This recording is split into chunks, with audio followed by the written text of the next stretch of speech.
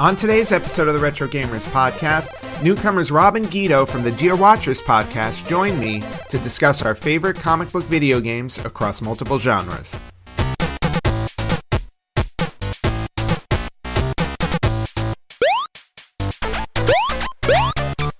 Hello, everyone, and welcome to the Retro Gamers podcast. This is episode 417. We're pretty old here.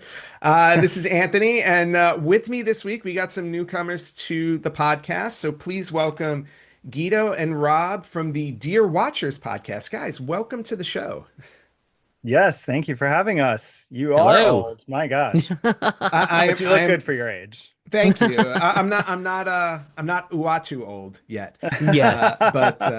But I'm definitely getting up there in terms of podcast years.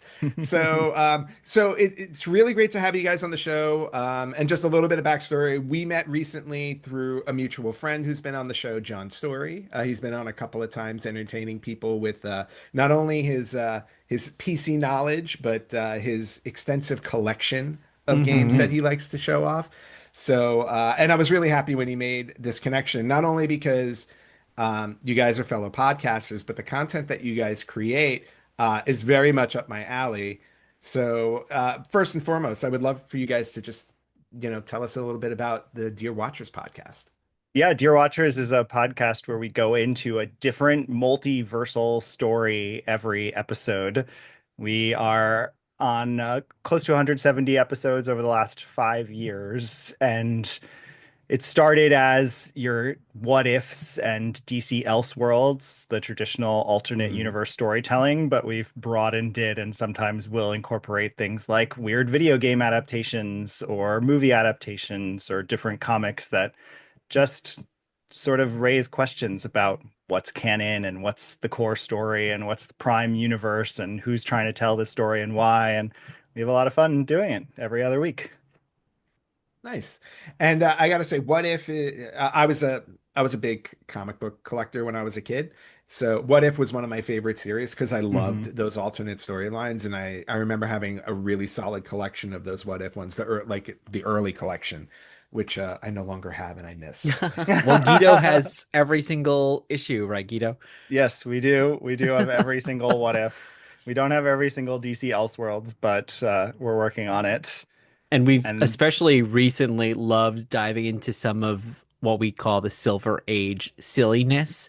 So Superman's pal Jimmy Olsen and Superman's girlfriend Lois Lane. These have some really wacky issues where Jimmy will suddenly become a werewolf. And Lois thinks she has died, but she's actually in a parallel universe where that Lois has died. And these are just... Lois becomes a horse and falls in love with a horse, and then the horse turns into a man, and it's real fun. So we have a great time. That kind of sounds like that actually sounds more like a romance novel my mom would have read when I was a kid. Yes. They were clearly trying to go for, like, in Jimmy's case, maybe a younger audience. In Lois' case, maybe a female audience at the time. So you can see them trying to branch out. That's for sure. Yeah, I was just going to say, like in the 60s and 70s, it's like, oh, women love horses, so I'm going to turn her into But they're horse. all being written by basically 50-year-old men that only wrote comics, and you can just picture them, right, chomping on their cigar, typing away this script that they think maybe a little girl is going to like. Let's do this. Well, isn't that all kinds of creepy? Thank you for sharing that. So, yes. Again, comic books have always been a big passion of mine from when I was a kid to, growing up. If you look behind me, I believe over my left shoulder. You swapped out the wall. I swapped out the wall for the theme of our episode because the theme of our episode is going to be comic book video games. And if you look over my left shoulder, you'll see my copy of Avengers #1. And it's a little glary. And then over the right shoulder, I've got the JLA Avengers crossover sitting there. And the art of the X-Men animated series. Yes. And then a bunch of my comic book video games are sitting there on the wall. So it felt fitting to swap the wall out. As much as I loved my Zelda wall, I was like, the comic book wall made sense. Well, as people who will listen to our podcast know too, I love comics, but I'm kind of comics adjacent. I'm along for the ride often. Guido is our comics expert aficionado, and he has what is it, Guido, 30,000 comics, and you're closing in. I think just 35,000 as of yesterday, Wow. you picked up one of the only X-Men titles that you don't have for your whole collection. issues. Yes. Yeah. Issues. Yeah. I have about 15 left, and then I have every single X-Men comic ever. That is outstanding. I'm a little bit jealous. I wish I had that.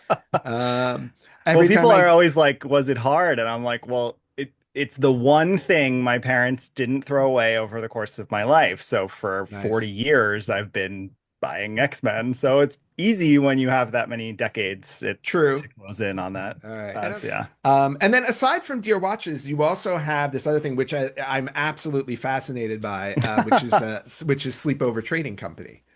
Yeah, so Sleepover Trading Company, we like to say it exists to help you rewind your childhood. So we do specialty screenings and kind of as Guido just hinted at, we're helping you get back the stuff that your parents threw away. So VHS, toys, comics, because we find that people around our ages are they go out to the store or then they go like, "Oh my God, whatever happened to that such and such thing, that toy that I loved?" And then they're Popples. wanting to kind of reclaim those. Yeah, exactly. Your Popples, your My Pet Monsters, and all those kind of wonderful things. I remember the Popples very, very well, actually. My sisters loved the Popples. There's new ones coming out right now. That's why they're on top of mind because the Loyal Uh, Subjects is re-releasing Gem, Mask, and Popples, new versions of all three of those properties. that's kind of Yeah, awesome. so But as yeah, Sleepover Trading Company, as Rob mentioned, in addition to events, we do a lot of digitizing of VHS archives and put them online, digging around in people's old tapes recorded off TV for things that just don't exist otherwise, whether they're news clips or some programs that are lost shockingly, or in some deep vault somewhere, commercials, stuff like that. yeah. Which, by So, the way, I am thoroughly enjoying. Thank you. Thank you for the library access. So, because I Well, started when I started doing that with my when I put up retro birthdays on social media, that's what I thought it would be a cool idea to put the video game commercials mhm. as the video to accompany the birthday as opposed to just gameplay because everybody sees the gameplay, but the commercials, a lot of them are either that maybe not lost, but they're either rare or people have never seen them. So that's why when John told me about you guys, I was like, oh yeah, I go, we're definitely on the same well, a wavelength big with part quite of a few our ex things. Yeah, and a big part of who Sleepover Trading Company is, as well as we do monthly screenings all throughout the Hudson Valley in New York. And speaking of commercials, what we'll often do for these screenings is, for many of them, we'll actually show the movie on VHS, and then we'll actually include commercial breaks in the movie. So we'll make our own commercial breaks, but we also will go out and try to find the original. So just pretty recently, we showed Supergirl, and we actually showed it with the original Yeah, commercials from its 1984 ABC broadcast. broadcast. So people can really feel that whole experience. And then before all of our screenings, we'll put together an exclusive pre-show that has commercials and trailers, and many of those we're pulling directly from our own archive that Guido mentioned of these thousands of VHS tapes that we are very, very slowly digitizing. And if luckily the viewers can only see me right now, because if they saw the rest of the room I'm sitting in, it's basically covered in Boxes and tapes, boxes. boxes and boxes of tapes. Yeah. Because of course, to digitize a 6 hour tape, it takes 6 hours. So you can Yep. only do so many a day. But anyway, again, between Sleepover Training Company and Dear Watches, you guys are definitely very busy with pop culture content, with comic book content. So it seemed only fitting that the topic for this episode would be comic book video games. And we've talked about comic book video games on this show before, but I thought it would be kind of fun to take a few different categories of these comic book video games and just pick out a favorite. Like if you had to pick one favorite in this category that you've played, that you love, which one would it be? And I know I gave you guys a warning so you can prepare for this because this is not an off the cuff kind of topic. And I have a Yes. fedon't Guido's going to talk more than both myself and Rob combined. Well, we haven't I'm so compared excited. lists, No, even though we of course live together, but we don't know what we each kept it other's is gonna separate. say. And I'll say too, Anthony, some of mine are not necessarily my favorites. They're the ones that They're stick in just my the mind ones that you played. in part because they were Mhm. so grueling and soul sucking that I Ah, can't not mention them. yeah, but you know what? That's impactful because sometimes the word, yeah, like I guess favorite is a loaded word when you think about it because you're trying to talk about which one do you love the best, or love the most. Whereas there are games that maybe are more impactful in that way, where it was like, holy cow, it's like this one was so difficult I'll never forget it, or this one was so bad it's good in my mind now, type of thing. Yes, So, totally. and yeah, and like, totally open to go there. So I'm definitely down for all of that. It'll be a fun discussion. And I thought what we'll do is, as we go through each topic, I'll just alternate between each of you to start, and then we'll obviously all just kind of go around on each one, and then I interrupt love each it. other and insult and do all that fun stuff. So the first one I wanted to start with was just a very general overarching one for Marvel Comics because Marvel Comics has there are specific ones that we'll get to, specific superheroes, but there are a number of games that just fall under the Marvel Comics category. You have your Marvel vs. Capcoms, you have your Ultimate Alliances, and then you have like other ones like War of the Gems and things like that, where they took a whole bunch of superheroes and stuck them in there to do some type of either story-based game or fighting game or something like that. So, Rob, I'm going to throw it to you first. So, Sure. under the Marvel Comics category, what game did you pick? Sure. So this one's not so retro for the Retro Gamers podcast because it came out in 2013, but it's the Lego Marvel Superheroes game. So I haven't played this in a bit, but Guido introduced me to this one. And what I really loved about this game, well, one, I loved the co-op feature. So it was really fun that sometimes you have to play along with somebody else and they have a power that can do something that you can't.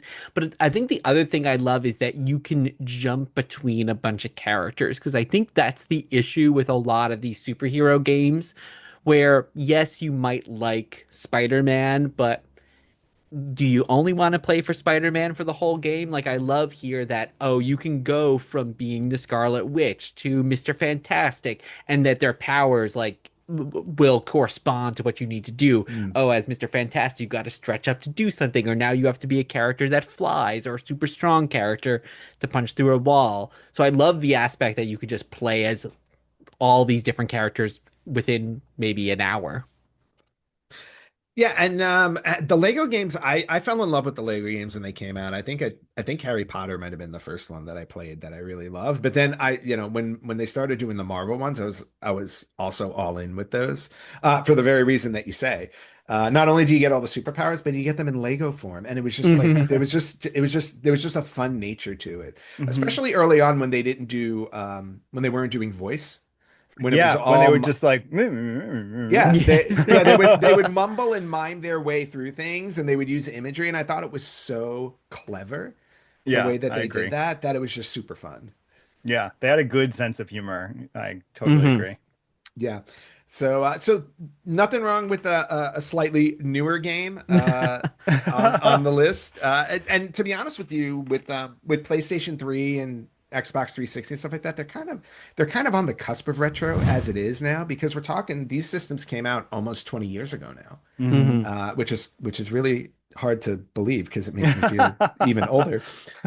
Um, but okay, so Lego Marvel Superheroes is your go-to. Guido, which one did you pick for this category? Well, I left out the other categories we're going to cover that are Marvel Of course. characters. So by doing that, it's a much smaller pool to draw upon, and it is also my latest game choice. I went with Marvel Ultimate Alliance, which I would have been playing on the PS3 in 2006.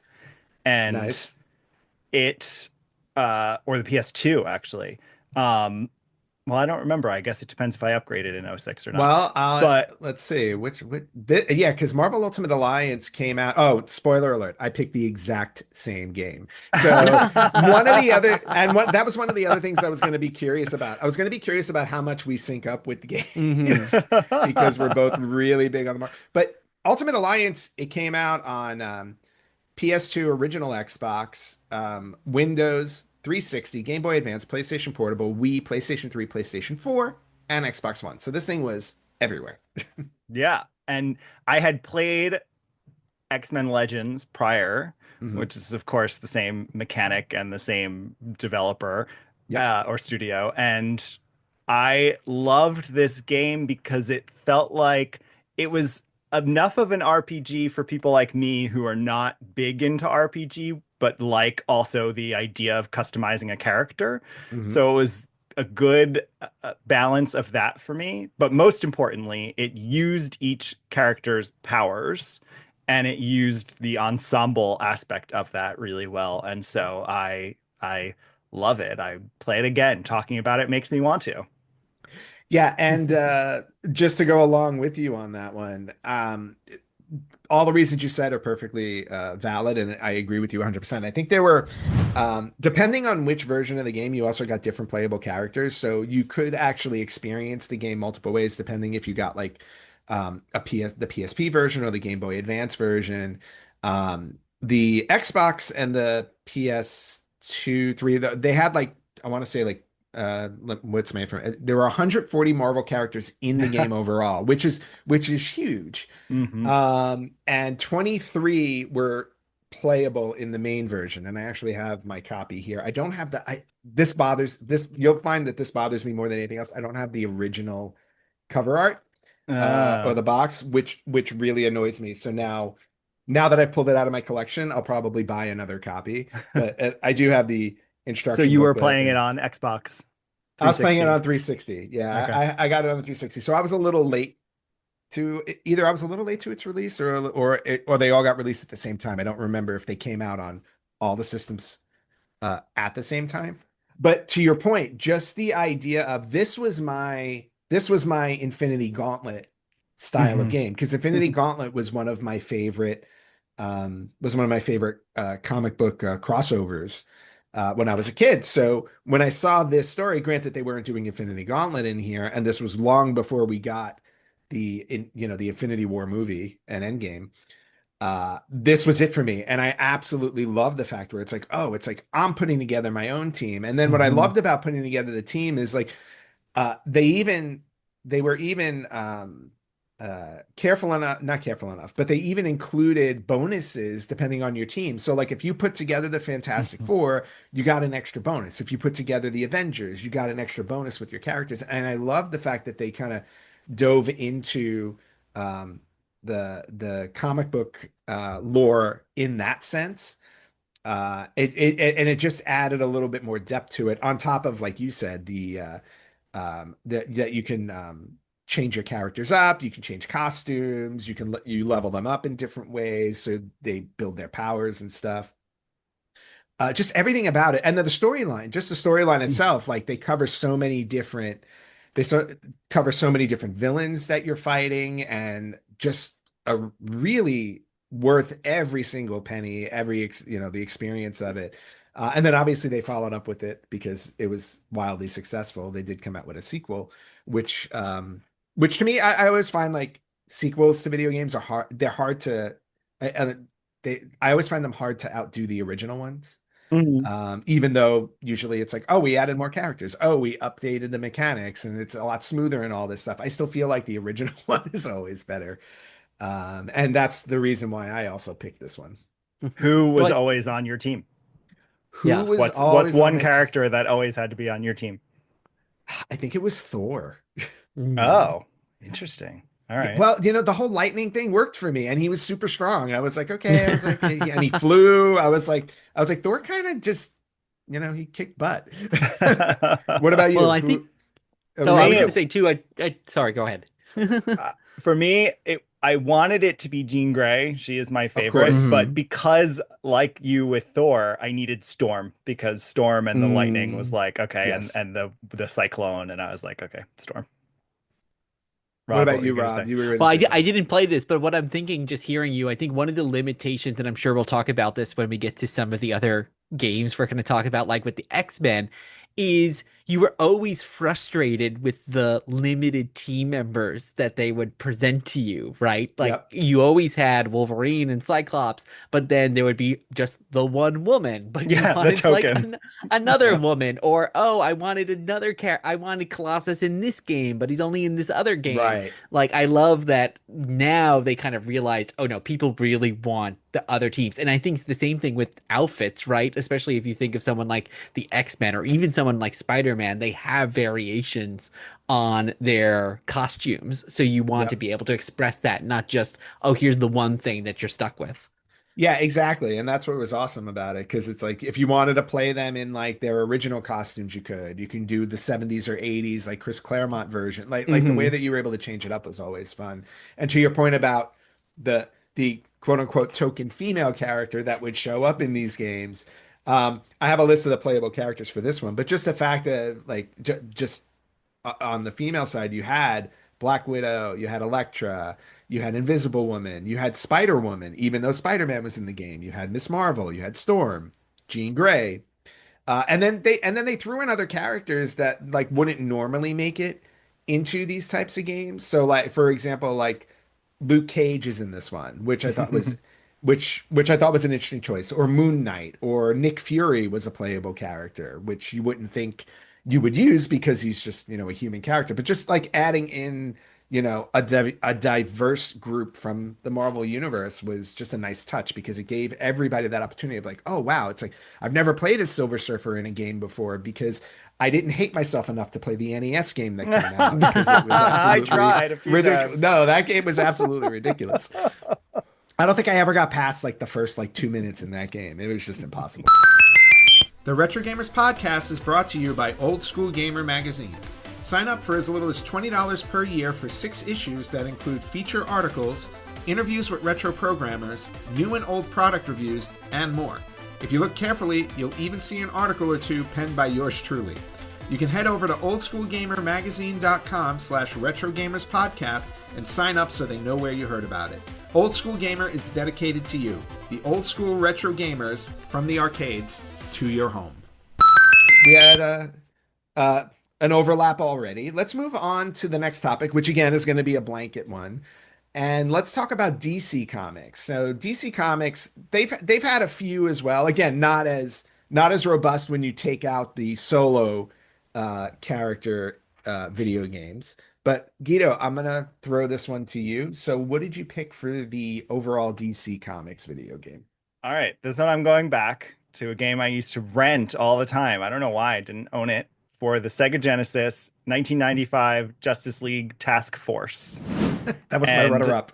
the main reason this game, so fighting game, using all the DC characters, but it is shockingly, because it's 1995, Wonder Woman's first video game appearance. And so I'm a huge Wonder Woman fan, and the fact that I could play her in a video game was really exciting to me. So I haven't played this game in probably 30 years. Don't Mhm. even remember if it's a solid fighting game or not. I remember liking the graphics and the character designs and that I could play Wonder Woman. Yeah. Well, and and that one I think was like it had some issues. Like it was a little bit buggy if I remember it correctly, because I did play Justice League Task Force. To me, it felt like Captain America and the Avengers. It's just like that It was side-scrolling very beat 'em similar. up. Yeah, it's Yeah. very, very similar. But again, for like people who like just kind of those standard beat 'em up arcade styles, I mean, it delivered on that front, and especially like you said, giving you the opportunity to play as some of your favorite DC characters as a team. Yeah, it just works. And I didn't know that that was Wonder Woman's first game. Yeah, and And and I mean even since she's other than the major ones, which I think is might come up in one of your answers, I'd imagine, she hasn't had a solo game. She hasn't had a lot of Yeah. game time. So Yeah, and the character from Justice League Task Force, I completely forgot until we were watching a playthrough to prepare for this episode. Was I then all of a sudden remembered Desparo from that? He's Oh like the yeah. big pink. I thought it was the Parasite at first, but no, it's Desparo with like the third eye. Because I don't Hmm. think he was like too he must have been very popular in 1995 when that game came out, but he was exactly who I thought of. Him and Cheetah, because I always Oh, Cheetah. loved Hmm. villains. So having them in the game really stood out to me. yeah. Yeah, and that was also like a cool thing about these types of games when they would dive into the villains that you're not used to seeing. Because like, all these games would naturally you go to a Lex Luthor, you go to a Dark Side, Hmm. right? Hmm. Um, as opposed to, these other lesser knowns. But the fact that you had to, stretch out the game, it's like, well, how do we vary it? So you get those types of villains in it, which works really well. I'm actually very surprised too that Wonder Woman did not have a solo game, especially because, to fast forward to current times with how successful the movie was, the first movie Hmm. at least, that there was no tie-in video game to it. Because video game tie-ins happen all the time Yeah. There was with these an films. announcement years ago, and I'm sure it has since been scrapped, but Not surprising. really a shame. No, an absolute shame because I mean, she's perfect for a standalone game. She really Oh is. yeah. So, all right. So, Justice League Task Force, Rob, what did you pick out of this? So this is the last of my not quite so retro picks, I That's fine. swear. And this is Injustice 2 from 2013. I don't play a lot of modern games, but what really stands out to me with this game was Guido plays a lot more video games than I do, and I was actually able to beat him multiple times playing this game. I So don't this Ooh. is remember it the same way, I have to Oh, say. well, and the character I was always able to beat you with, Guido, is not a character I have any affinity for whatsoever, but I must have just mastered whatever his moves were, which was Aquaman. So that's not a character I would normally ever choose. I don't really care much about Aquaman, but I remember I Neither was does able to anybody beat you. else. No, exactly. And maybe because Guido, you were like hell bent on playing Wonder Woman or something like that, and maybe he just was well suited against her in the gameplay. I don't know, but that's what stands out to me. Or you just had to thoroughly embarrass him by saying Aquaman beat Wonder Woman because that just doesn't happen. That Exactly. does not happen. Yeah. That game I is Anthony, I don't know if you've read the tie-in comics, but I have they are not. so good. It's an alternate universe that we have not covered on the show. I want to, but it's a long read because they released a very long run by one of my favorite writers. But it is such a good story. That's the other cool thing to have a fighting game that has an incredible narrative moving it forward. Yeah, and to me, like the narratives are so important. I feel like Mortal Kombat really started that early with fighting Hmm. games when they started doing the whole lore behind it. Street Fighter to me had a kind of like a hint of it, but then I think Mortal Kombat really dove into it. And then since then I feel like the lore behind these games um are super important. And because, DC Comics has a 90-year history to draw from. And, or 90 years of characters, and then just creating a whole universe for it is awesome. Yeah. Yeah, So, agreed. but you will forever have to live with the fact that Aquaman beat Wonder Woman, and that's just an If that's unforgivable. how it happened, I don't remember, That's an so we'll un. see. I don't know. Selective That, memory loss. that's kind of unforgivable, Guido. I don't know what to say about that.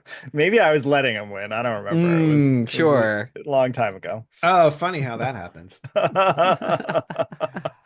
All right. What did you pick? What did I pick? So I also picked something a little more recent because it was going to be Justice League Task Force, and then I had switched to Mortal Kombat versus DC Universe, which I have Mm. sitting behind me somewhere on the PS3. I think it's nope, that's Arkham City. I don't know, it's up there somewhere.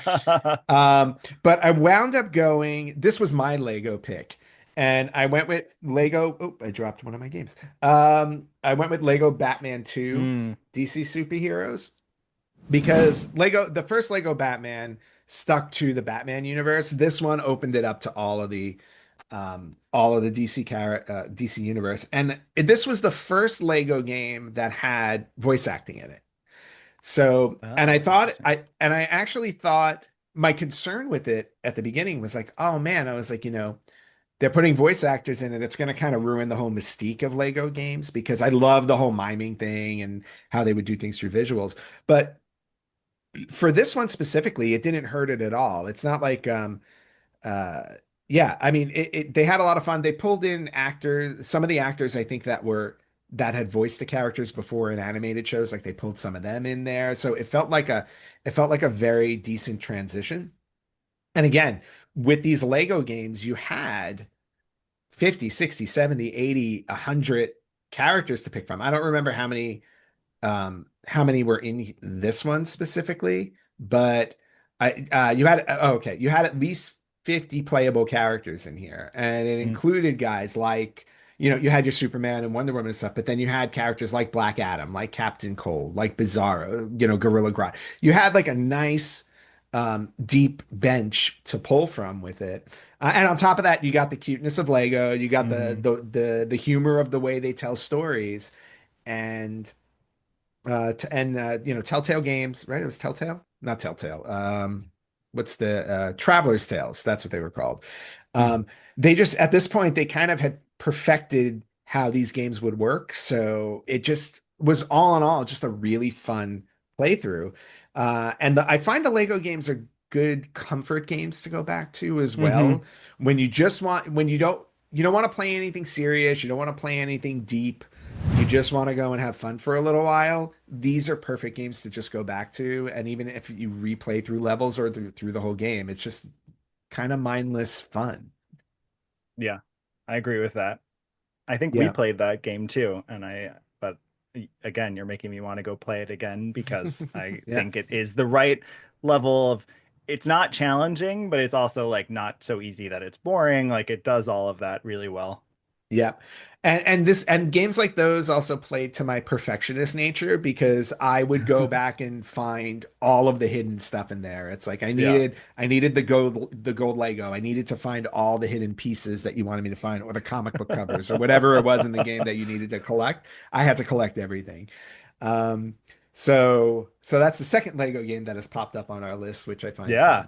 fun. Um all right, so let's leave the overarching comics behind, and actually, we're gonna switch genres a little, not switch genres. We're gonna switch comics a little bit. I thought this would be a good time to take a break before we get into specific characters. And To you, my darling. No, to you. The Roses were living the dream More champagne for me, please. until it all came crashing down. He got fired. Fired? From the director of Meet the Parents You're a failure. Women don't like that. If you need a shoulder or an inner thigh to lean on. on August 29th. I just want the house. We want everything. Wow. Stop You stop! and see The Roses. These people. The Roses, rated R, under 17, not admitted without parent. In theaters everywhere, August 29th. I thought let's move on to Teenage Mutant Ninja Turtles Mm. because they've definitely had a good library of games over the 35 plus years they've been in existence. And I mean, who doesn't love playing as a turtle that can do ninja moves? I mean, so they're right. They were just perfect for video games. They were set up Hmm. to be video game characters just the way that they were, just completely action packed and stuff. So, Rob, I'm going to throw it to you first. Of the Teenage Mutant Ninja Turtle games that are out there, which one hits you? So first off, I was a big Turtles fan. We've just recently been going through my Turtles action figure collection, which I still have. They were definitely one of my go-tos. I had Turtle shirts, I had all the Turtle stuff. For some strange reason, I did not own any Turtles video games. Oh, I that's do not crazy. know why, because Wait, I wait, wait. had like, yeah. Do you have the pizza launcher? I loved the pizza I did launcher. not, I don't think I ever had the pizza Oh, that was launcher. my favorite toy. Yeah, I don't think I had that. Mostly because I I shot the had pizzas at my sister's. and the villain who's like a pizza chef and he has a peg leg and it's like a pizza box on like a Hmm. peg Yep. leg. Yeah, I don't remember his name, but I did. Yeah, for some strange reason, I did not have Turtles video games, but the one that Okay. really kind of stands out in my mind is the TMNT arcade game from '89. So it's Of not course. up there with like Final Fight and like Simpsons, which I put like at like those are seared in my brain, but it's up there. It's right below them. And then I think the thing that I think about most is not actually necessarily the gameplay itself, but it's the fact that on the cabinet they had a live action April O'Neil on the I used to cabinet and in love the her. box, Yeah. which is just so bizarre because everything else is animated, and then there's a full and she's Yep. full on Spirit Halloween costume, wig on her head, yellow jumpsuit. It is just so jarring. I suggest anyone who is at all interested in turtles to look that up, and it will be seared in your brain like it is in mine. That is awesome and not something I remember. So now I have to go look that up. Oh yes, I remember her. Not creepy at all. No. But no, I mean, that's a good pick because the arcade games are among the most popular of the turtle games. Like everybody remembers those arcade games. I think the second one gets the most love out of all of them. And they recently came out with one only a couple of years ago. They came out with it uh on console. Teenage Mutant Ninja Turtle Shredder's The Revenge. Shredder's Revenge. Mhm. Yeah. Yeah. Yep, and Yeah. you actually got to play as April O'Neil, and no, she was not a human in a Spirit Halloween costume. It was the actual character Missed from the comics. Opportunity. Total Someone missed needs to up. make a skin for that. I need to see that now. I really need to see that now. Guido, what did you pick for the Turtles? I had to go with the original, the NES game. This Ah, game, I think anyone our ages was playing the NES game non-stop, and I think anyone who played that game, that yes, was the there one it that was is. the one that fell when I grabbed my other game. Which, by the Anyone way, who played it, what? we have Go ahead. overlapped again. This is my choice. Well, anyone who played it, I would imagine, cannot forget swimming in the water and those damn electric Yep. things that are constantly killing you. I mean, it was a hard game, but it wasn't so hard that it turned you off. It was just hard enough that you were sort of stuck in a loop, which is a good level of hard. And it Yes. was, while it was certainly primitive in its graphics, I think just the fact that choosing Donatello versus choosing Michelangelo like gave you the bow staff to hit things ahead Yep. of you with, like that created a little bit of variety for you in your choice. And so I love this game.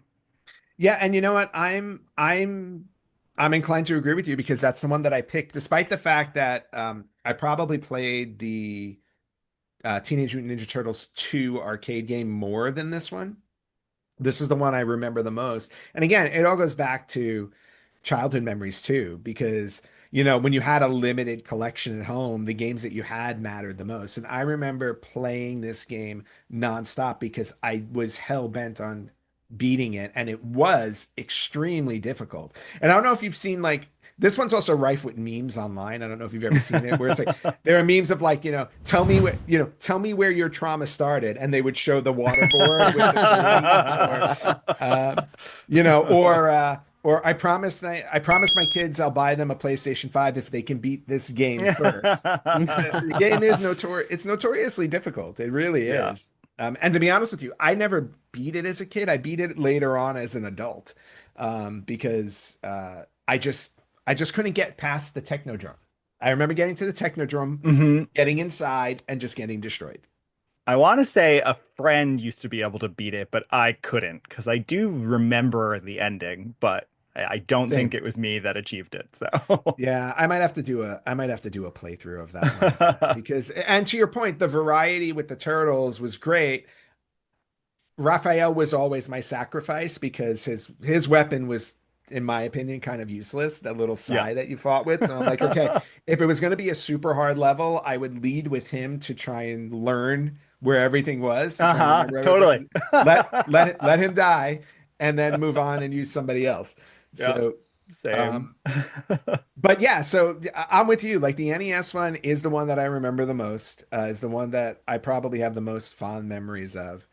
Um, and And what I also love is the cover that they did for it at the time. They used you should know this one, but they used the comic book cover from Teenage Mutant Ninja Turtles #4 from the Eastman and Laird ones, because you can see they're all wearing their red.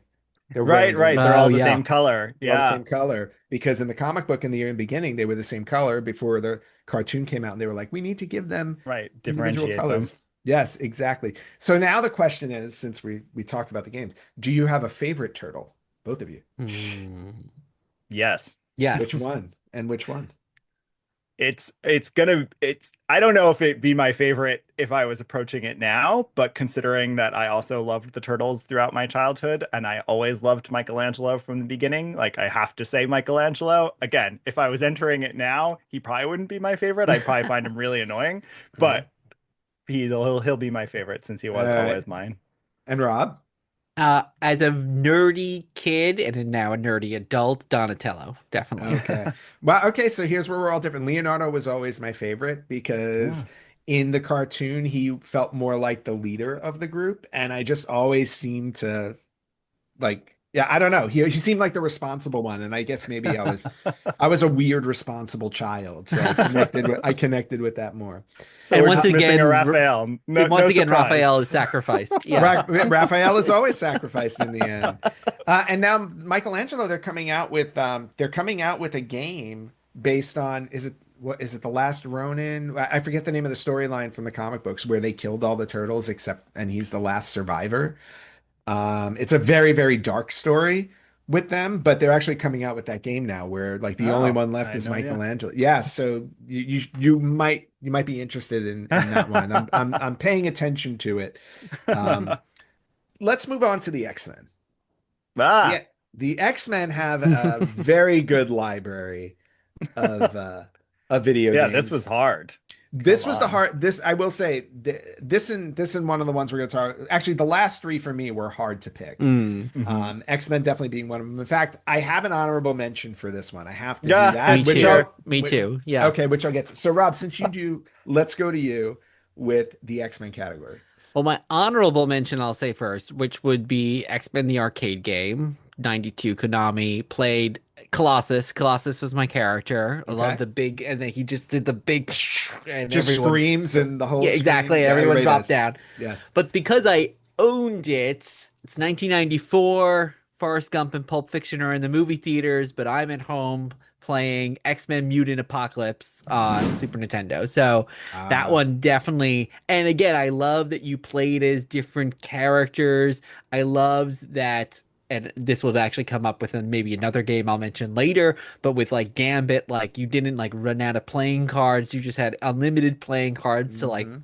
get yeah. So this game, and now I still own this, and this is still one that I will play, and we've even covered it on our Dear Watchers podcast as well as an alternate universe. Yes, I actually I did I remember listening to that episode because I recently did a playthrough of Mutant Apocalypse and I threw that up on YouTube, and Guido had told me about that episode, so I gave it a listen, and that was a fun episode you guys did. Because they did do a comic book tie-in. That's the cool thing about that one. That was a And I had prequel no idea they comic. did that. I had no idea they did a comic book tie-in with it. So And it's got Psylocke in it, which like we were talking before about token women in video games, and she feels like she's probably not as well. If you think X-Men, you're probably thinking Storm, Jean Grey, Rogue. Like Psylocke's a little further down on the list, but she's yep. really cool in the game because not only does she have the psychic knife, but she's just a ninja too. So Yeah. she can just kick people and do the swipe kick and just knock everybody out.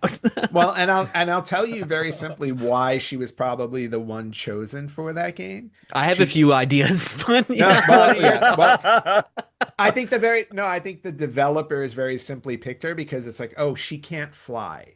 And they didn't have to worry Oh. about putting flight in the game, so she was grounded. And the one thing that always bugs me about that, when you go back and play it, I don't know if you've noticed this, but I'll point it out to you now so it'll bother you for the rest of your existence. But when she's walking, they forgot to color one of her boots the right color. So when you watch her walk now in the game, you'll see in the animation, one side of her boot is just like a very pale or like a very regular solid blue, whereas the rest of her is like a darker blue, and it's flat and it's annoying, and I can't ever get it out of my head. So you're They welcome. need a remaster of the game just to Yeah. address that issue. I need a remaster to fix that. I do. It's just absolutely crazy. That and the one other thing I always notice when I play through that game, in the end sequence, when you get to the end, after you beat the game, they show you a bunch of the other X-Men that aren't in the game, because like you come back from Asteroid M, you reconnect with all of them, and they show you they show you Jean Grey, they show you Rogue, and everybody gets paired off except for Storm.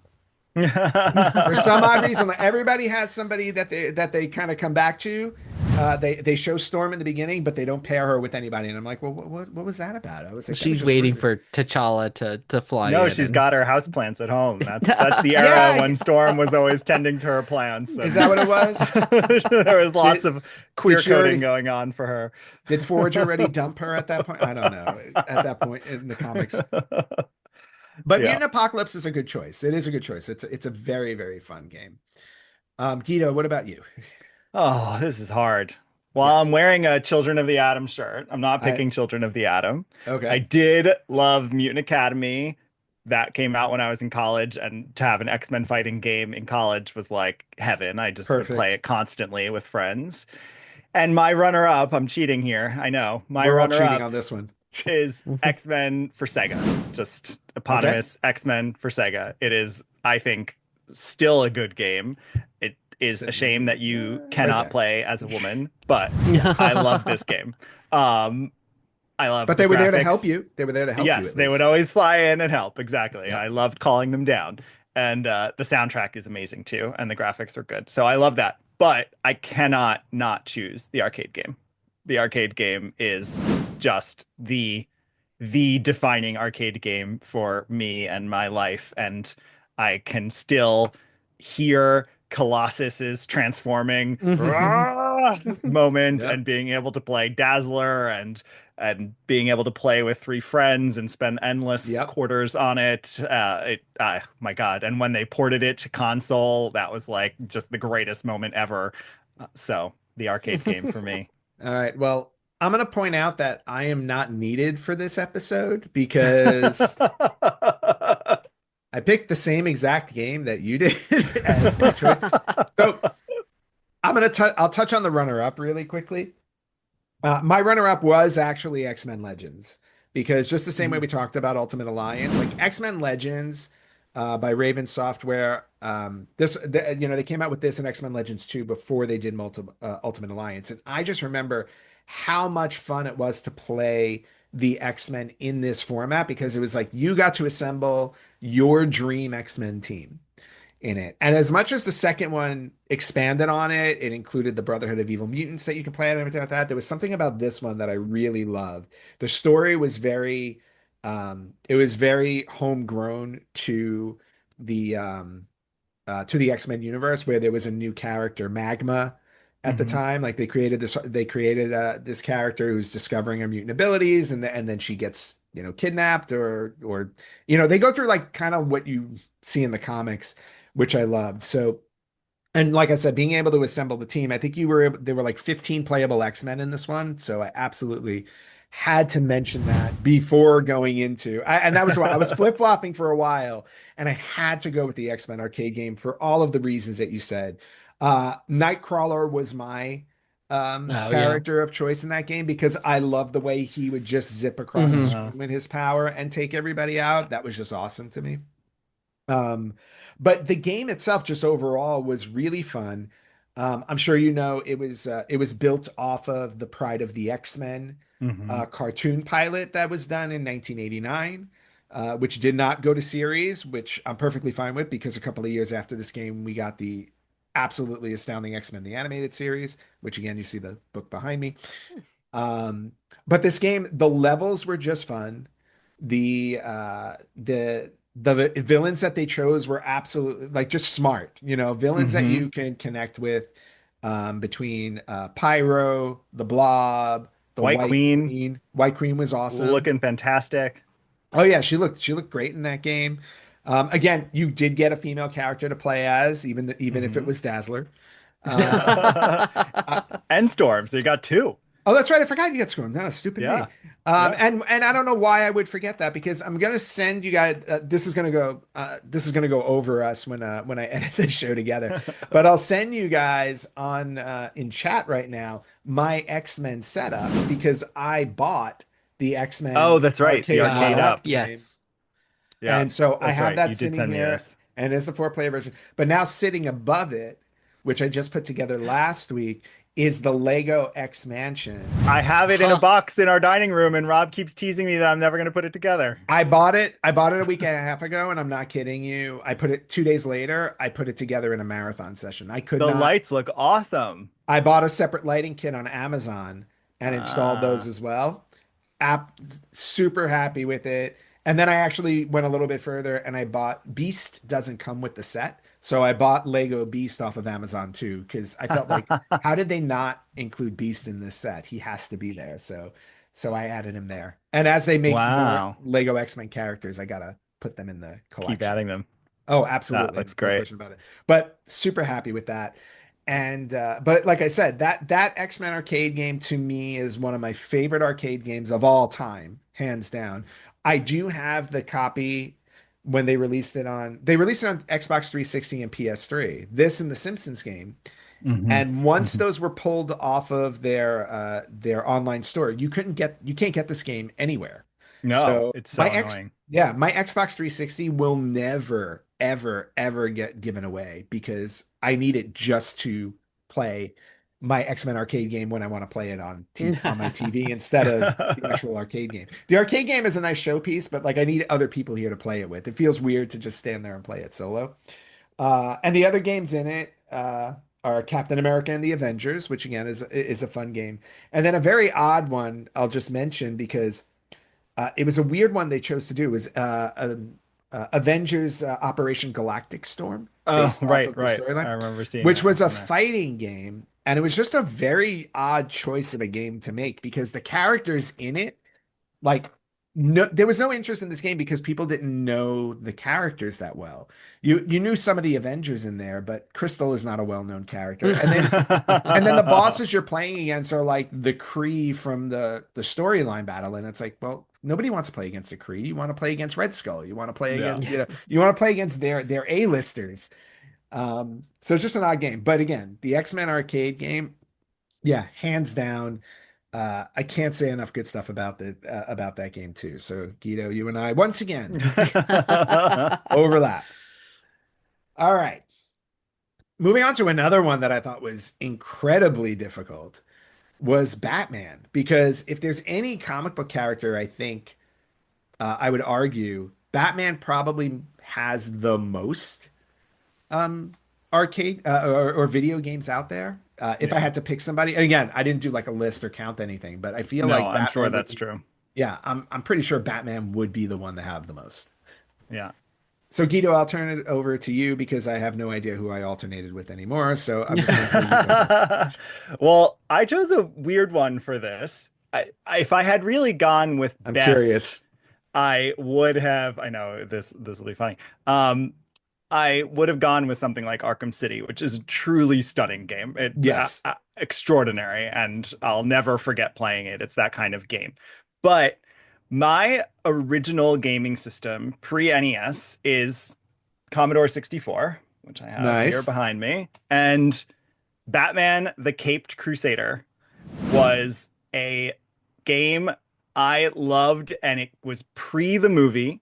It was the Nice. first game that felt comic booky to me. It's Mhm. very silly and stuck and absurd, but graphically, even if you go watch a playthrough online, what it did that's pretty cool, in addition to some cool narrative stuff with Batman, and like he has these discs that he has to put in the computer, and I love that aspect. It felt a little meta, but the scenes, the stages actually lay on top of each other in panels as you Mhm. move through them, and so it looks comic booky. And Nice. that was so cool to me. So and the box art is great. And so for me, Batman the Caped Crusader, again, haven't played this one in probably close to 40 years, but don't know if it's would hold up or not, but it is the one that like lives inside me as a Batman game. Is Well, this the Batman where he can get a fake nose? The one I showed you, yes, I showed you where he gets the disguise. Yeah. nice. Well, I was gonna say the whole comic book panel look to it. The only other video game in my mind that I can think of that did that was a game on the Sega Genesis called Comic I Zone. loved that game so Comic- much. For the same Oh, yeah. for the same exact reason. Yeah. Jumping from panel to panel. It was so much fun. Yeah. But I will say Batman the Caped Crusader is not the one that I chose, but it's also not a game I've played. So, Well, now and you have homework too. I do have homework because I also have a Commodore 64. So, and I have a slew of discs.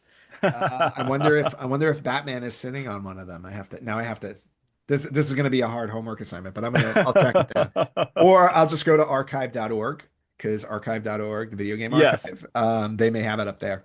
I think it is. I think when I was looking for stuff about it, it is. I didn't play it, but I probably will too. All right. Well, there you go. So there, I just made my job a lot simpler. Rob, in the Batman universe, what did you pick? So I'm cheating by putting two together because they blend in my mind. Okay. This is Batman Returns from 93 and Batman Forever from 94. Would have played them both on SNES and Game Boy, but these for me, these were impossible games, which is why I'm putting them together. I think with both of first off, these were both movies that I was obsessed with. We've actually shown both movies through Sleepover Trading Company. So still love these movies, but I don't think I ever got past like the first few levels with this. My memory of both of these, and actually I still have, I think both of them or have since acquired both of them. And I think just remember the Batman gameplay of the character being so awkward. Like you watch those movies and you go like there's no way that guy is moving that fast in that rubber suit, and that is how it felt actually playing the game. Like, oh no, this is what it would really be if Batman was wearing like this 100-pound rubber suit. Both of these games felt super impossible to me, but I do have a nostalgia for both of them, even though after about 15 minutes, I get so frustrated, I have to turn them off. Okay. Now, and the Batman Forever game, was that the arcade port or was it a different game? I think I don't think it was the arcade port. I think it was Okay. the SNES. No, one thing I always remember about this game, not that I ever got this far, but I remember seeing it, is originally in the film Batman Forever, it was going to end with the Riddler wearing a big muscle suit battling out Batman. And they cut this, I don't know if it looks silly with Jim Carrey in this suit, but it's in the video game. So when you Nice. get to the end, the Riddler is wearing like this giant muscle suit and battling out because clearly obviously the game was in development and then they cut this from the film. So I do always love like that there's this little tidbit from this movie that like A never made deleted it scene. into the movie, but it's a deleted scene, but it's Yeah. in the video game. And one frustrating thing for me, who's not like a dedicated video game player, and I guess get it, this makes sense with Batman, but at least in these games, too, there were certain devices you had limited amounts of, so you could only use it like once, or you had to get more. And for me, as a player, I just would want to use it all the time. So like just the fact that you were restricted there was also very frustrating, even though it does make sense for the character. Well, yeah, you can only carry so many things around in that Exactly. utility belt of yours, right? You know, unless you're Adam West. Adam West seemed to have everything in that thing. We're going way back. Now that's something I would love to see. I would love to see somebody do a Batman video game based on the Adam West series. I would It's play a wonder that. they didn't. They did the whole comic book series Batman 66, where it was Yep. set in that universe, and so you'd think they would have done like a mobile game at that time, but maybe with the licensing or something, it was too complex. Yeah, no. Instead, I have to live with Adam West's appearance in the only video game I know of, which is Golden Nugget, a a casino-based game where he played a detective. There was a whole like storyline on disc 2, and he was like the main detective in it. How fun! Yeah, I have to live with that instead of Batman 66 as a video game, unfortunately. For me for Batman, Yeah. there have been so many Batman games I've enjoyed, and and for a little while I had to wrestle with, okay, which is the one that sticks out the most in my head? Because to your point, like the Arkham series was amazing. I remember loving Batman Vengeance on the Nintendo GameCube when that came out, but the one I had to go with, and again, childhood connection, maybe teenage connection at the point, was The Adventures of Batman and Robin on the Super Nintendo, based off of the animated series, which at the time was on Primetime. The Primetime series, which by the way, to me is the definitive Batman series. I love that show. I can watch that show any day of the week. Just absolutely outstanding. Animated shows in the 90s for some odd reason. I don't know who woke up in Hollywood, just decided where it's like, hey, you know what? People can handle these characters with depth and actual It flaws and was stories and stuff. just to shout her out. It was Margaret Lesh. There was one person behind both X-Men and Batman, the animated series. She was the Fox Kids lead of Fox Kids, and it really is her that we have to thank for a lot of those adult that move toward like good narrative animated series. Well, Margaret, if you're listening or watching, which I'm sure you're not, thank you very much. You've made three people very happy in our childhood. But The Adventures of Batman and Robin, the Super Nintendo game, I thought because there was a game on the Super Nintendo, there was a Sega CD game, there was one on Genesis, one on Game Gear, and what I remember about it is that they were all different. They didn't just take the game and carbon copy it, which I thought was very interesting because I'm like, oh, it's like, why didn't you just make one and make it easier on yourself? But I think it was like they were just all developed differently. And Konami made this one. And again, it's a side-scrolling game. It's pretty much a beat 'em up. But what I loved about it so much was that it felt like every level you were playing was playing through another episode of the show. So the first you play against the Joker in one stage. The next stage you're playing against Poison Ivy. Another stage you're playing Scarecrow. And then you got the Riddler in a stage. And then for even characters that there were a couple of characters that did not have a stage, they still put them in there as enemies. Like I think there was Clayface was supposed to have a stage, but they didn't make one for him, but he still winds up being an enemy when you're going through it. The Penguin had his own stage. Like, so they picked like the top tier rogues gallery from the Batman comics that also were his predominant enemies in the cartoon. So just playing through it felt like you were playing through the arcade game. And still to this day, one of my favorite levels ever in a video game is the Riddler stage in this game because you're going through I think you're going through a virtual Yes. maze. Yeah. And I just love the way that board plays out. Absolutely love it. So this one to me will just always be, and sadly it's I don't have a copy to show off. It's one of the games I've wanted in my collection forever that I do not have. And it's also one of those games where it kind of came out late in the Super Nintendo life cycle. It came out December of '94. So I don't know if it sold very well or if they just didn't make a lot of copies, but it's one of those games that's not cheap to get. So, and that's the main reason why I don't have it. I think I played it on Game Gear, but I did not have a Super Nintendo. Does it use the voice actors? Is Kevin Conroy doing the voice? Do you know? They do not do voice acting in it at all. It's just all text. Oh, okay. Yeah. Interesting. Yeah, Yeah, it would have been nice if they did. Yeah, I rented that one a bunch, but I never owned it. But I do, as soon as you're talking about it, Anthony, the levels are coming flooding back to me. Yeah. And just like I said, incredibly colorful, like just the stages, they just evoked the cartoon. It looked like the cartoon. So there's just blurring the connection between a video game and the actual cartoon series to me was just brilliant. Yeah. So something I wish they would have done with X-Men, the animated series in the 90s. Like I would have loved to have gotten a game that mimicked that series. Would have been brilliant. I mean, the arcade game was kind of sorta, but I would have loved to have seen an X-Men version like the way they did with Adventures of Batman and Robin. So, yeah, that's a great point. I love that idea. So that one's definitely mine. Okay, we're on our last superhero. I thought, again, this is one that was worth saving for last because if Batman does not have the most games based on him, then it has to be Spider-Man, Yeah, right? Spider-Man definitely has one of the two. Yeah, Spider-Man has had so many games. Absolutely. And to be honest with you, so many good games. In fact, when I was putting my background together, I was trying very hard not to overload it with Spider-Man games because I have so many Spider-Man games. I think I put like two or three back there, but I definitely have probably more Spider-Man games than any other um, comic book superhero game. So, Rob, I'll throw it to you to close out our list with Spider-Man. Which one stuck out to you?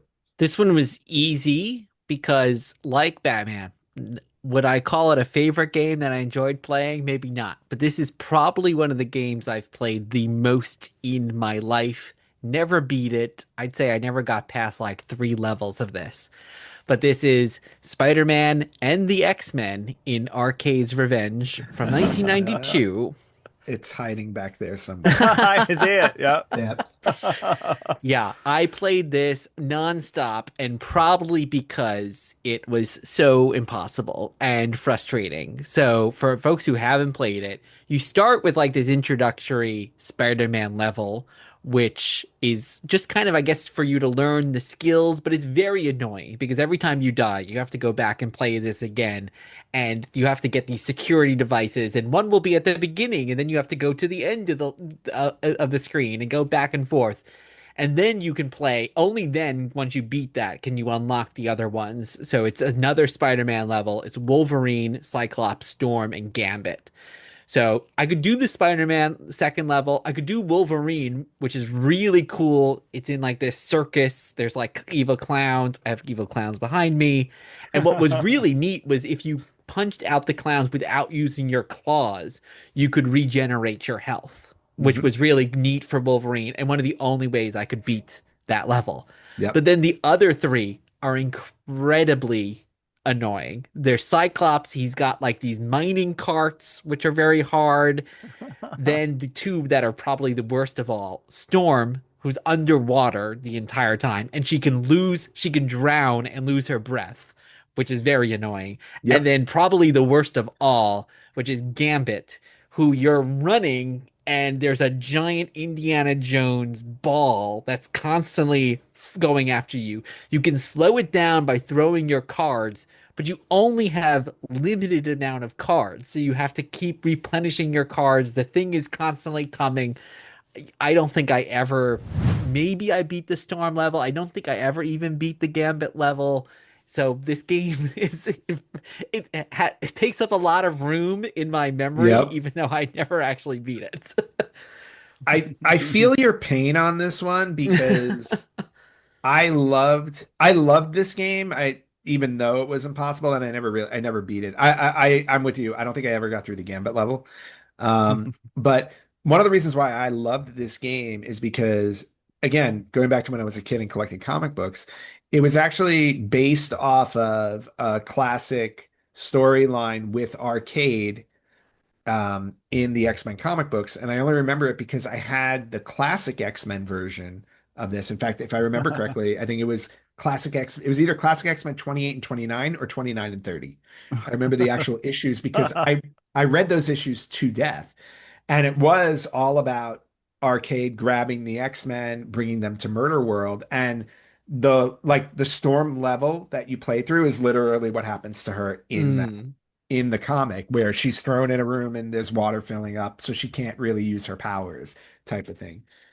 Gambit was not in that comic book because he hadn't been around when that story was written. It was actually, if I remember correctly, Nightcrawler was one of the X-Men that was in that story instead. But Gambit at the time when this game came out was obviously gaining in popularity, so they swapped it out for Gambit. But yeah, I'm with you with this game. It's a great game. It's a great memory. It's an impossible game. Yeah, and I loved Arcade. And we've said in our Dear Watchers podcast, like I think Arcade's one of my favorite X-Men villains or villains in general in comics. I think he would be a great villain in a movie as well. And it's one of the reasons why I think the Wolverine level, not only because I could also beat it, but because it stands out so much, is because it has this great arcade feel of there's like giant gangster Jack in the Boxes with machine guns and Mhm. killer clowns that throw like pies in your face. Like it has such a cool look to it as opposed to like the Cyclops level where it's like he's in the jungle and there's like a mining cart. It's like, oh Yeah. okay. Yeah, just weird and random.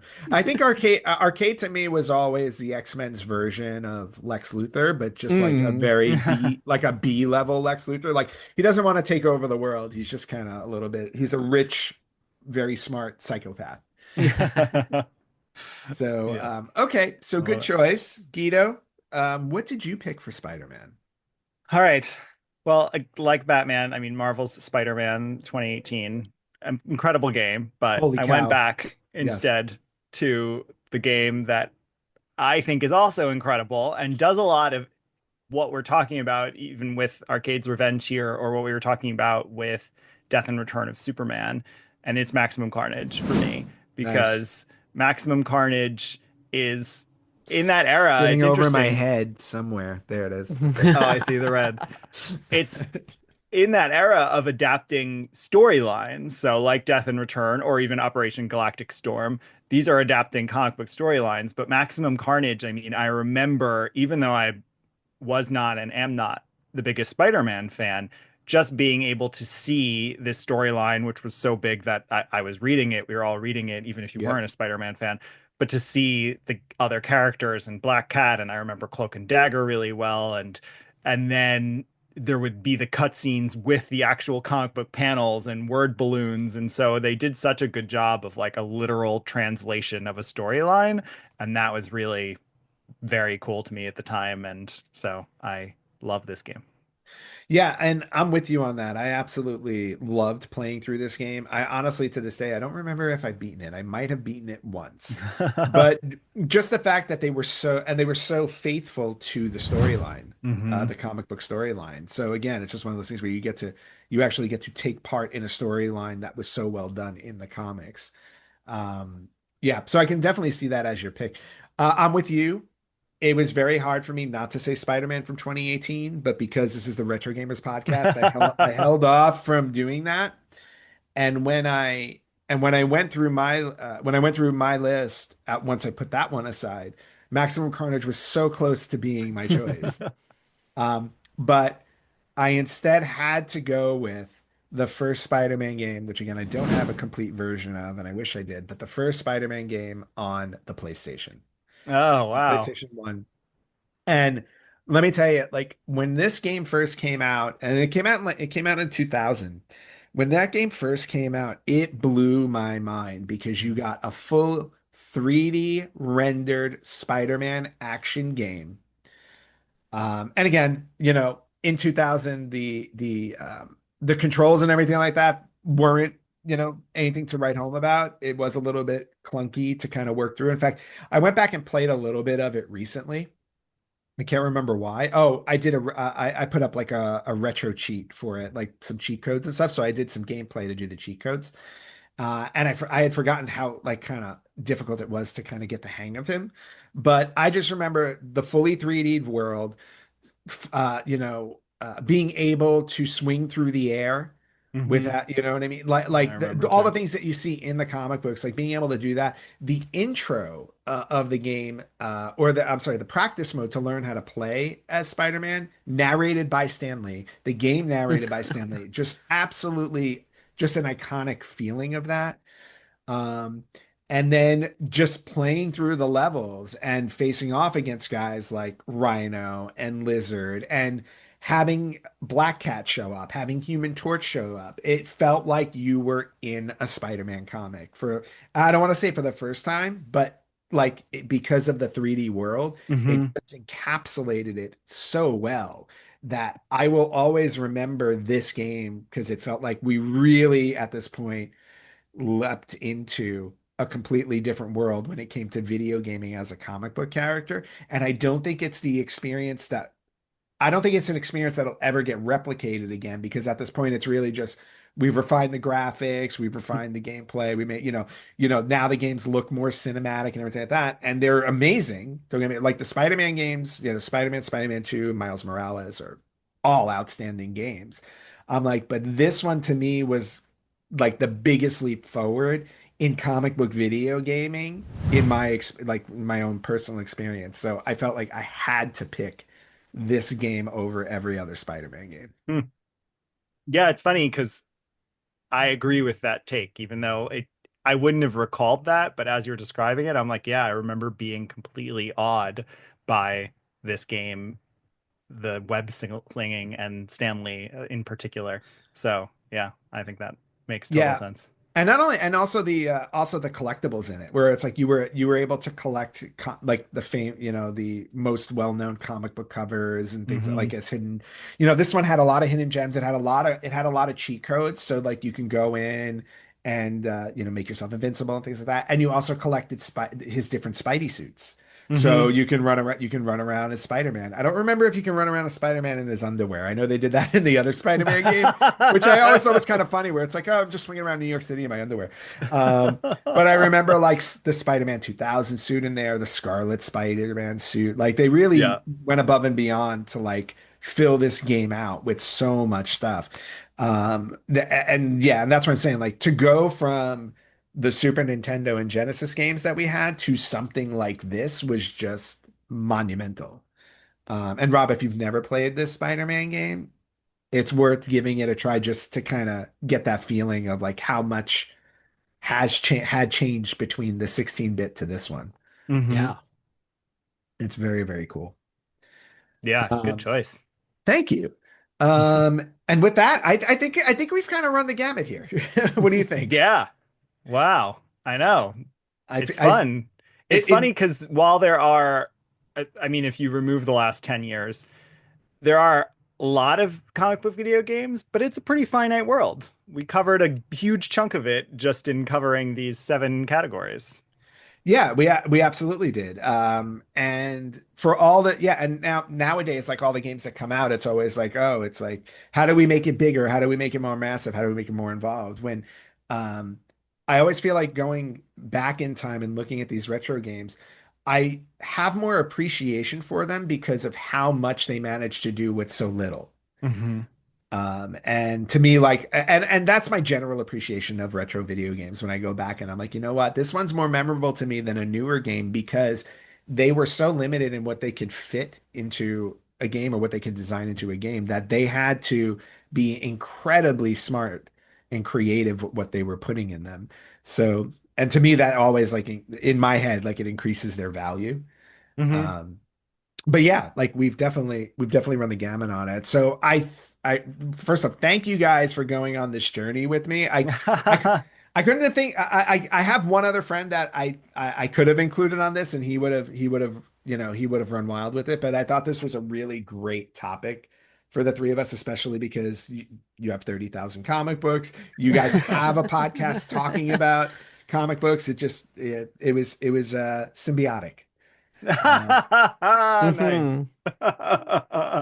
Mhm. but to close this out, just to let everybody know, where can they find Dear Watchers and Sleepover Trading Company? Because I want people to sign up and follow you guys. Thank you. Well, Dear Watchers is wherever you're listening to this podcast. You can find us, Dear Watchers. That's DEAR Watchers, also dearwatchers.com. And sleepovertrading.com is how you can find. We have a few shops where we sell stuff. We're going to be expanding some of that soon. We do screenings in upstate New York. So you can find us on all social media and at sleepovertrading.com. Awesome. And then for the Retro Gamers Podcast, if you're not already subscribed, you can find us everywhere at the Retro Gamers Podcast, and you can watch us on Spotify and YouTube, or you can listen to us wherever you listen to podcasts. You guys, I have a feeling next time we do this, maybe it'll be an in-person episode. We don't live Yes. that far from each Yeah. other. No. So, or we can do it on location at a movie theater or whatever. Well, you said you need friends over to play X-Men the arcade game, so You know what? It's sitting. I need True. somebody here so it doesn't collect us. So I think we're gonna have to make that happen in the near future. But guys, Rob, Guido, thank you so much for joining me for this episode, and for everybody out there, we will catch you next time on the Retro Gamers Podcast.